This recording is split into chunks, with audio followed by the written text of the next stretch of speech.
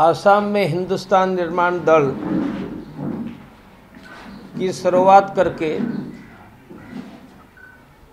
District office bearer भी appoint किए हैं। बहुत जल्द ब्लॉक और पंचायत के ऑफिस बेरर की भी अपॉइंटमेंट होगी और साथ में 10 रुपया की हिंदुस्तान निर्माण दल की मेंबरशिप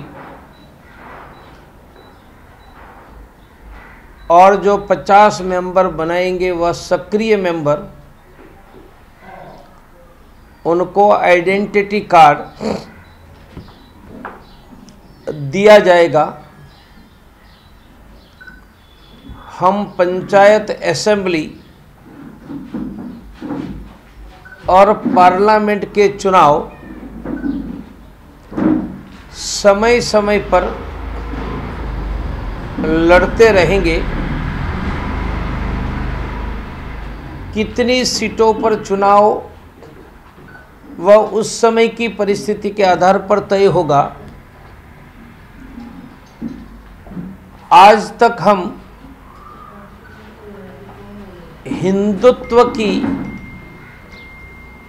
बात उठाते रहे हैं, इसलिए देश में हिंदुत्व की आवाज उठाने वाले हम रहे हैं। अब हिंदुस्तान निर्माण दल हिंदुत्व की आवाज तो उठाता ही रहेगा, उसके साथ रोजगार, शिक्षा, स्वास्थ्य और कर्ज मुक्त किसानों को फसल के दाम, यह सभी नेशनल इश्यू, सभी लोकल इश्यू, कहीं गैस का सिलेंडर नहीं मिल रहा है, कहीं बस नहीं आ रही है,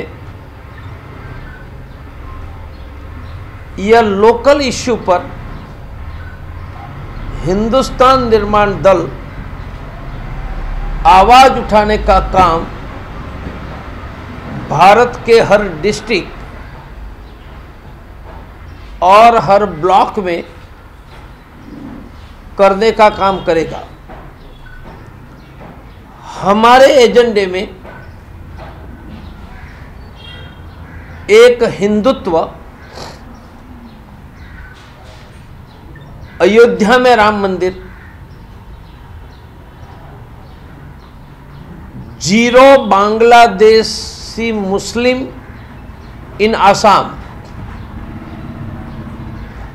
और 0 बांग्लादेशी मुस्लिम इन इंडिया।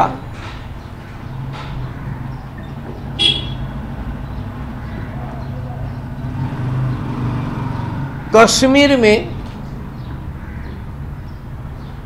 शांति और सैनिकों की सुरक्षा, गौरक्षा हमारे एजेंडे में। आर्थिक नीतियों में परिवर्तन,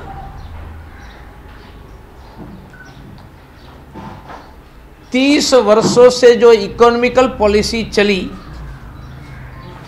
जिनके लिए हिंदी में उदारीकरण, अंग्रेजी में लिबरलाइजेशन, और जिनको बहुत बड़ी गति नरेंद्र भाई मोदी ने दी, उनके कारण गरीब ज्यादा गरीब बना है, शिक्षा महंगी हुई है, स्वास्थ्य महंगा हुआ है, अनएम्प्लॉयमेंट बढ़ा है, जॉबलेस ग्रोथ और 52 महीनों में 52,000 से ज्यादा किसानों की कर्ज से आत्महत्या हुई।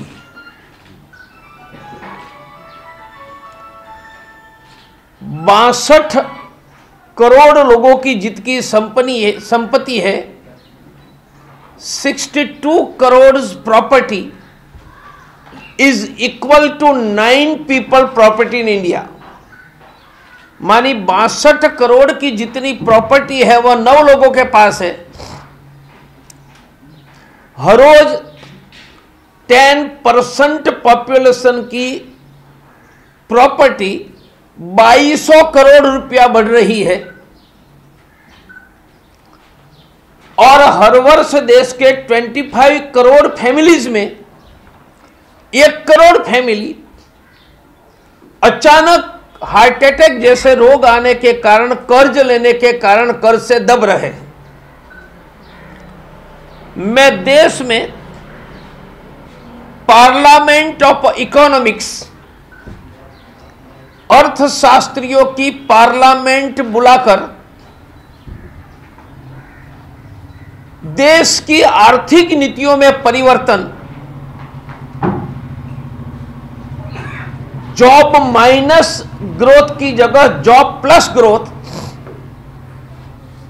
सस्ती गुणवत्ता युक्त शिक्षा, सस्ता स्वास्थ्य और गरीबी मुक्त भारत, यह इकोनॉमिकल पॉलिसी की ओर ले जाऊंगा। इसलिए मेरा सेकंड एजेंडा होगा इकोनॉमिकल पॉलिसी। थर्ड एजेंडा रहेगा कर्ज मुक्त किसान। स्वामीनाथन आयोग का स्वीकार, C2 से 1.5 गुना फसल का दाम, तो राइस का क्विंटल का 2500 रुपया मिलेगा। पशुओं से खेतों की रक्षा, फसल बीमा योजना का लाभ सबको।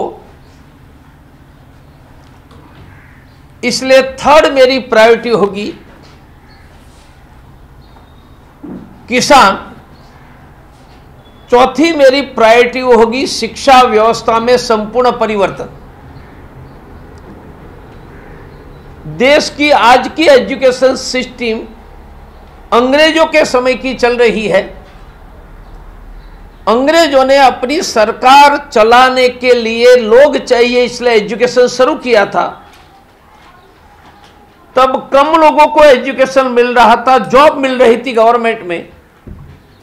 आज देश में जॉब चाहिए 55 करोड़ लोगों को और सरकार में जॉब है 3 करोड़। मुझे इतना ही कहना है, जॉब के बाद गवर्नमेंट में, एजुकेशन के बाद गवर्नमेंट में जॉब मिलने वाली नहीं है। तो अंग्रेजों की एजुकेशन के बाद गवर्नमेंट की जॉब यह बंद करके एजुकेशन के साथ सेल्फ एम्प्लॉयमेंट की ट्रेनिंग 8 स्टैंडर्ड से सप्ताह में 6 दिन फॉर्मल एजुकेशन में, 3 दिन फॉर्मल एजुकेशन, 3 दिन सेल्फ एम्प्लॉयमेंट की ट्रेनिंग, इसके लिए भी पार्लियामेंट ऑफ एजुकेशनिस्ट, शिक्षण शास्त्रियों की पार्लियामेंट बुलाकर देश की शिक्षा नीति 10th स्टैंडर्ड पढ़ाई पूरी करने वालों को जॉब मिले, 12वीं कक्षा पास करने वालों को आगे नहीं पढ़ना है तो जॉब मिले और प्रत्येक ग्रेजुएट को जॉब मिले। जॉब मिले मानी उनकी ट्रेनिंग एजुकेशन के साथ हो और ट्रेनिंग के बाद उनको सेल्फ एम्प्लॉयमेंट के लिए पैसे का सहयोग हो। मेरी प्राथमिकता होगी 6 करोड़ अनएम्प्लॉयमेंट यूथ के रोजगार,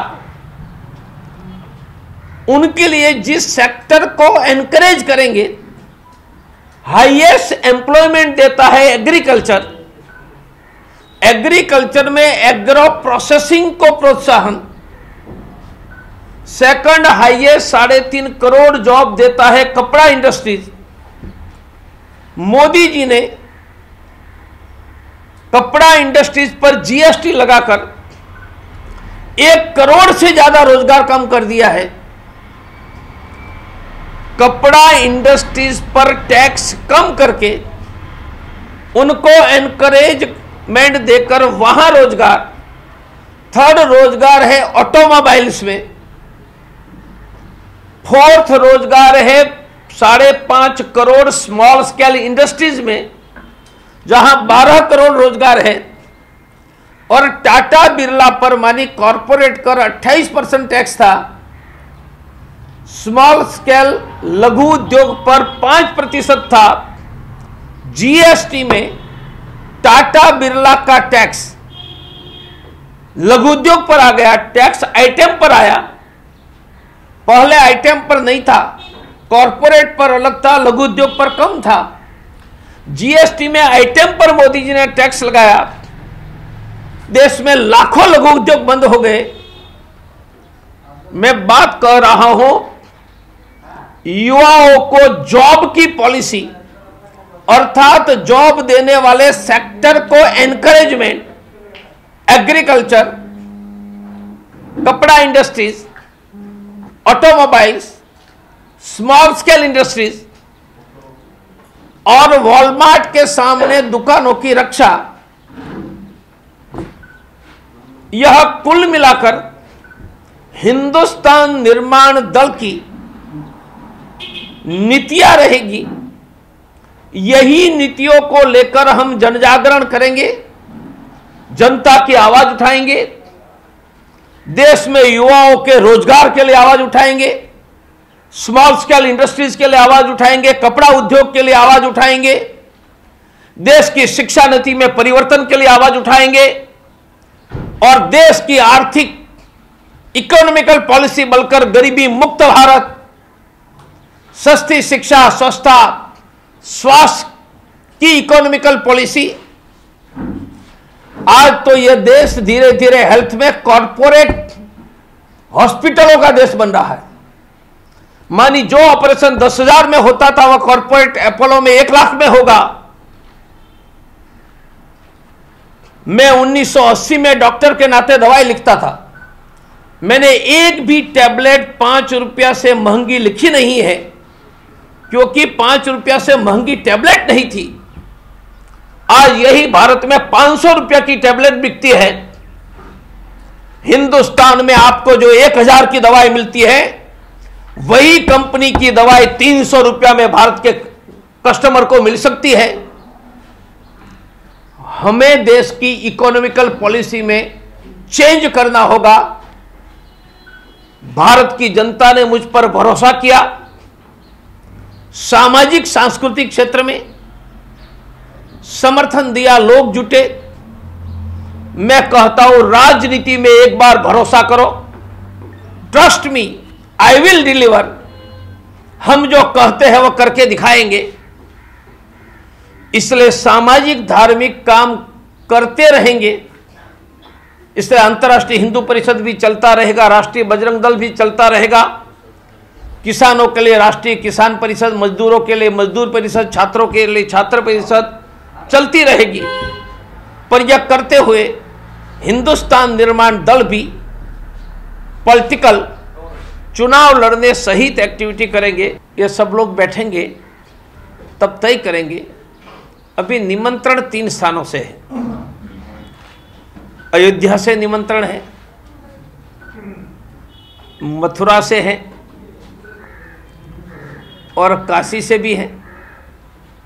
मैंने शब्द कहा कि निमंत्रण है, yet we have not decided, we have not discussed। मैंने प्रारंभ में कहा समय आने पर पंचायत भी लड़ेंगे, असेंबली भी, पार्लियामेंट लड़ेंगे। मैं आता था आपका प्रश्न उत्तर। कितनी सीटों पर लड़ेंगे उनका उत्तर समय समय पर देंगे। पूरे देश में कितनी पार्लियामेंट लड़ेंगे, आसाम में कितनी लड़ेंगे। अभी तो मैंने 20 दिन पहले दल की स्थापना की है। कोई दल 20 दिन में टिकट तय करके बताए वह सच नहीं है। पर आसाम में भी अनेक सीटों के लिए कैंडिडेट ने अप्रोच किया है। कुछ नए फ्रेश लोग भी हैं और कुछ इस समय के राजनीतिक दलों में हैं, उन्होंने भी अप्रोच किया है। पर मैं 15-20 दिन के दल में संख्या बता पाऊं, it's not possible today. I will answer in few days. हम दोनों में से एक में भी सम्मिलित नहीं होंगे। हमारे अपने एजेंडा है। जो एजेंडा मैंने इकोनॉमिकल एजेंडा से लेकर, एजुकेशन से लेकर, जॉब से लेकर, किसान से लेकर, राम मंदिर की और बांग्लादेशियों की बात की है, यह एजेंडा की बात करें तो कांग्रेस ने भी डिलीवर नहीं किया है जो यूपीए में है, और भाजपा में भी डिलीवर नहीं किया है।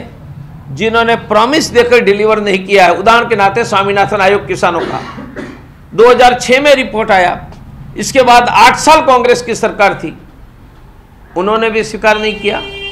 और वादा करने के लिए 5 साल भाजपा की सरकार थी, उन्होंने भी स्वीकार नहीं किया। मोदी जी ने भी हर साल 2 करोड़ युवाओं को रोजगार का कहा था, उनकी जगह नोटबंदी और जीएसटी से रोजगार खा गए। पिछले साल 1 करोड़ 19 लाख रोजगार देश में कम हुए। तो जिस दल रोजगार खा गए, जिस दलों ने स्वामीनाथन आयोग नहीं दिया, जिस दलों ने एक भी बांग्लादेशियों को बांग्लादेश नहीं भेजा, और जिन्होंने राम मंदिर नहीं बनाया, वह कांग्रेस होगी या भाजपा होगी, हम उनके साथ आज की स्थिति में नहीं बैठेंगे। मैं कांग्रेस के बारे में नहीं कहूँगा, परंतु मैं इतना कहूँगा कि पाकिस्तान की भाजपा की पॉलिसी फेल है, फेल है। कल मैंने आंकड़ा दिया, नरेंद्र भाई मोदी की 52 महीनों की सरकार में 688 सैनिकों की मौत। इनमें परसों के 5 में सम्मिलित नहीं करता हूं, कल के गिनेंगे तो यह आंकड़ा 495 हो जाएगा। पाकिस्तान ने पठानकोट पर हमला किया, उरी पर किया, और तब भी पाकिस्तान भाजपा के लिए मोस्ट फेवर्ड नेशन था। हमारे सैनिक मर रहे थे और हमारे प्रधानमंत्री उनकी कैक खा रहे थे। इसलिए पाकिस्तान के संदर्भ में भाजपा की सरकार की पॉलिसी फेल्ड पॉलिसी है। मेरा सुझाव है 370 और 35 से तुरंत हटाओ।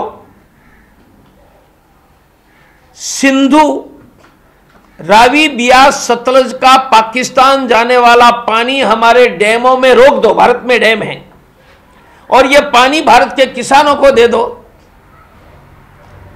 और अभी भी सैनिक मरने का क्रम चालू है। यह एक भी सैनिक नहीं मरना चाहिए और भारत में एक भी आतंकी हमला नहीं होना चाहिए। यह करना है तो रिपीट 71। तब पाकिस्तान के 2 टुकड़े किए थे, अब पाकिस्तान का नामो निशान मिटा दो। जो 71 में जब अमेरिका हमारे सामने था, रशिया हमारे साथ नहीं था, तब भी पाकिस्तान के टुकड़े कर सकते हैं। तो टेररिज्म के मुद्दे पर अमेरिका हमारे साथ है, यूरोप हमारे साथ है, रशिया हमारे साथ है, और भारत के वही जाबान सैनिक हैं। भारत की सेना हिम्मत वाली है। तो सैनिक मरना क्यों चाहिए? पुलवामा के बाद 2 मेजर मरे क्यों? अनेक सैनिक मरे क्यों? परसों 5 सैनिक मरे क्यों? क्या हर दिन सैनिक मरता रहेगा? यही पाकिस्तान पॉलिसी है? तो यह पाकिस्तान पॉलिसी नहीं है, यह पराजय की पॉलिसी है। I will not question any of claim of my Indian army, but I will ask after that why 2 major has been killed. After that, why daily soldier is being killed in Kashmir and border? If that strike was enough, then terror activities should have been stopped in Kashmir Valley. It has not stopped. It means that effort was not total result giving. Finish Pakistan will give a permanent result because Pakistan itself is a fountainhead of a terrorism. मैंने तो अभिनंदन को अभिनंदन दे दिया है। मोदी जी को क्या करना उनको तय करना है। मैं उनका ना पीए हूं ना स्पोक्समैन हूं। I don't want to enter in this issue. My question is that if we have done some action in Pakistan, POK or Kashmir, occupied Kashmir, then terror activity in India should have been stopped. No soldiers should have been killed. There should not have been terror attack. But after Pulwama and that action, it continued up till yesterday.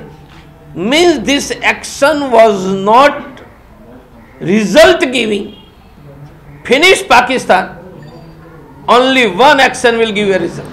कल मैंने मेरे भाषण में कहा है, मैंने कुल मिलाकर 3 बातें कही है। 0 बांग्लादेशी मुस्लिम इन आसाम, आसाम को ग्रेटर बांग्लादेश या कश्मीर बनने से बचाना है तो एक भी बांग्लादेशी मुस्लिम यहां नहीं रहना चाहिए। इसलिए फॉरेनर एक्ट का आसाम सरकार उपयोग करे। They should not wait for NRC. NRC में कौन कन्फर्म होता है नहीं होता है वह सुप्रीम कोर्ट से रिलेटेड है, परंतु आसाम में फॉरेनर एक्ट लगाकर सस्पेक्टेड बांग्लादेशी मुसलमानों को डिटेंशन कैंप में ले जाने के लिए आसाम सरकार को सुप्रीम कोर्ट को पूछने की जरूरत नहीं। If there is a law of a land, law of a parliament, and for implementing that law of a parliament, state government does not need advice of any supreme court. मेरा कहना है foreigner act का अमल करो और जितने suspected Bangladeshi मुस्लिम है सबको detention camp में ले जाओ। जहां तक बांग्लादेशी हिंदू का प्रश्न है, यह देश मजहब के आधार पर बटा है। हिंदुओं के लिए हिंदुस्तान, मुसलमानों के लिए पाकिस्तान। हमने कॉन्स्टिट्यूशन में सबको समान अधिकार दिया। That is a different thing. It was divided for Hindu and Muslim. तो बांग्लादेश में जो हिंदू रहते हैं उन पर अत्याचार होता है तो उनकी मदरलैंड भारत है, परंतु उनकी मदरलैंड भारत है तो उनको नागरिकता देने के बाद उनको बसाने की जिम्मेदारी आसाम की नहीं है। इसलिए बंगाली हिंदुओं को नागरिकता देनी चाहिए, देने के बाद आसाम छोड़कर पूरे देश में बसाना चाहिए। मैं भारत सरकार से बंगाली हिंदुओं को नागरिकता देने के बाद सेटल करने के लिए 5000 करोड़ मांग रहा हूं। उनकी 10-10 हजार की कॉलोनी बनाओ सूरत में, लुधियाना में, जलंधर में, बेंगलोर में, हैदराबाद में, जहां इंडस्ट्रीज है उनको रहने के लिए घर दो। उनको आग्रह करो कि आपको इसी स्टेट में रहना है। आसाम में यदि बंगाली हिंदू नहीं आता है तो आसाम की कोई समस्या नहीं है, और बंगाली हिंदू गुजरात में आता है, राजस्थान में, हरियाणा में, आंध्र कर्नाटक में, वहां के हिंदुओं का उनके साथ कोई समस्या नहीं। इसलिए उनको रेस्ट ऑफ द इंडिया में, आउटसाइड द आसाम, उनको रहने के लिए घर दो, 1 साल का राशन दो, उनको बच्चों को 1 साल के एजुकेशन की व्यवस्था कराओ, और हम उनको फैक्ट्रियों में रोजगार देने के लिए फैक्ट्री में जाएंगे। और मैं कहता हूं कि बंगाली हिंदू यदि गुजरात में आया, राजस्थान में आया, वह भूखा नहीं सोएगा, हम इंश्योर करेंगे। उनके लिए यदि हमें अनाज मांगना पड़ेगा तो लोगों से अनाज मांगेंगे। इसलिए बंगाली हिंदू पर अत्याचार होता है तो भारत उनकी मातृभूमि है, परंतु ये जिम्मेदारी अकेले आसाम की नहीं है। इनमें मैं सहमत हूं, उनकी जिम्मेदारी आंध्र, कर्नाटक, महाराष्ट्र, गुजरात, राजस्थान, हरियाणा, दिल्ली सबकी है। जहां इंडस्ट्रीज है वहां जाकर बसाओ तो आसाम की भी समस्या का समाधान हो जाएगा और अत्याचार से पीड़ित बंगाली हिंदुओं की भी समस्या का समाधान हो जाएगा और उनको घर देंगे। वह घर छोड़कर सूरत से आसाम नहीं आएंगे, क्योंकि उनको घर होगा, वहां रेशन मिलेगा, वहां की फैक्ट्री में काम मिलेगा। तो ढाका से आया हुआ हिंदू सूरत छोड़कर गुवाहाटी नहीं आएगा। मैं कहता हूं बांग्लादेशी मुस्लिमों को डिटेंशन कैंप में भेजो और बंगाली हिंदुओं को गुजरात में भेजो। मैं गुजरात में उनका स्वागत करूंगा। गुजरात में भेज दो, मैं उसको खिलाऊंगा। आसाम में न रह, मैं सहमत हूं, कोई प्रॉब्लम हमें गुजरात में नहीं है। हमें फैक्ट्री में काम करने वाले लोग भी चाहिए और मैं गुजरात के हिंदुओं से चावल मांगकर उनको खिलाऊंगा। इसलिए डिटेंशन कैंप सिर्फ बांग्लादेशी मुसलमानों के लिए। बंगाली हिंदू है, बांग्लादेशी, उनको भेज दो गुजरात, महाराष्ट्र, राजस्थान में। हम उनको रोजगार भी दिलवाएंगे और उसको खिलाएंगे।